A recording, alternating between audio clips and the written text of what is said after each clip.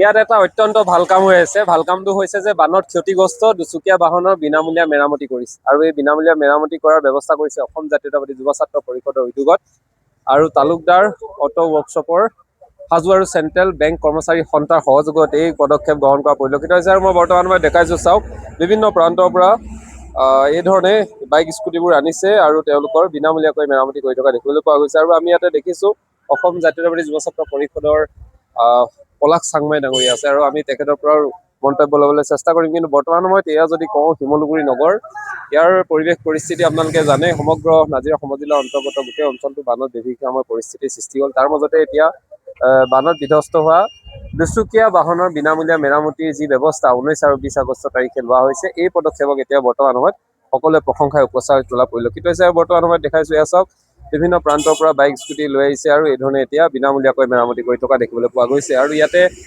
আছে পলাশ চাংমাই, আমি তেখেতৰ পৰা মন্তব্য ল'ম। আৰু বৰ্তমান সময়ত যি এটা ব্যৱস্থা গ্ৰহণ কৰিছে, ব্যৱস্থা খুবেই প্ৰশংসনীয় বুলি ক'লেও ভুল কোৱা নহয়। আৰু এনেধৰণৰ আমি দেখিছোঁ গানাগান্তৰ মানুহক বিভিন্ন ধৰণে সহায় কৰিছে, তাৰ মাজতে কিন্তু এই দুচকীয়া বাহনৰ যি ধৰণৰ সহায় কৰা এটা পদ্ধতি, এইটো কিন্তু এটা ইউনিক কনচেপ্টত লৈছে আৰু যথেষ্ট সহায়ক হৈ পৰিছে। কাৰণ এখন বাইক বা স্কুটি বনাবলৈ এতিয়া বৰ্তমানত 6-5 হাজাৰ টকা মানুহৰ খৰচ হৈছে। তেনেস্থলত এতিয়া এই ধৰণে বিনামূলীয়া ব্যৱস্থা কৰাৰ লগে লগে ৰাইজেও যথেষ্ট উপকৃত হৈছে।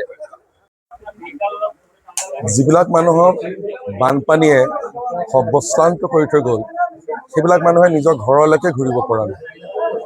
ঘৰৰ যিবিলাক সাঁচতীয়া সম্পদ আছিল, সেই সম্পদবিলাককে তেওঁলোকে আকৌ নতুনকৈ গোটাব পৰা নাই। স্কুটিখন বনোৱা কথাটো তেওঁলোকে ভাবিব পৰা নাই।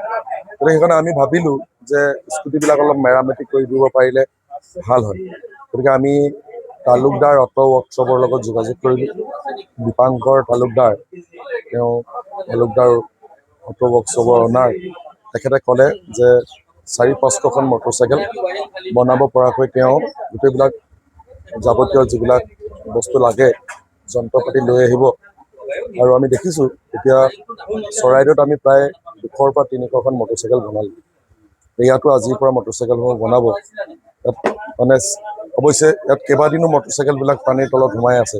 এখন এখন মটৰচাইকেল বনাওঁতে বহুত টাইম লাগিছে।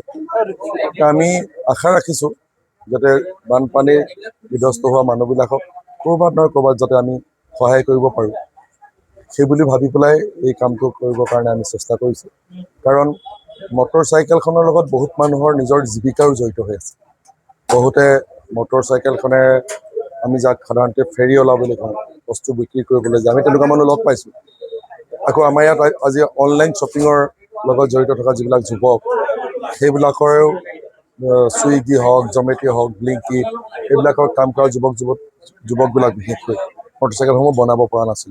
কিন্তু আমি তেওঁলোকৰ মটৰচাইকেলসমূহ বিনামূলীয়াকৈ সম্পূৰ্ণ বনাই দিবৰ কাৰণে চেষ্টা কৰিছোঁ। আৰু বহুত সাংঘাতিক ডাঙৰ যদি পাৰ্টছ নালাগে, তেনেহ'লে আমি সৰু সুৰা আটাইবিলাক পাৰ্টছৰ ব্যৱস্থাও কৰিছোঁ।